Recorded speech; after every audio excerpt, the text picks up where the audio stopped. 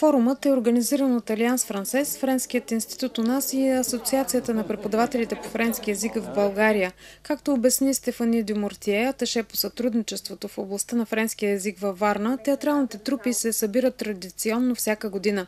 Тази година ще има гости от Македония, Франция и Румъния. Участниците са на възраст между 14 и 19 години, но извън състезателната програма има и студентски трупи. Журито присъжда награди по два основни критерия – цялостната постановка и актьорската игра. В последния ден ще бъдат съпоставени най-добрите актьорски състави от България и чужбина.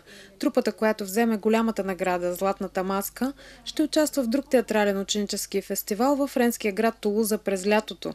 На сцената ще видим и кръстницата на тази годишният фестивал Емануел Кордолияни. Тя ще представи авторският си спектакъл «Пустинните места» на 20 април на основната сцена в Драматичния театър. Спектакълът е вдъхновен от любовната кореспонденция на Марина Цветаева, Борис Пастернак и Райнер Мария Рилке.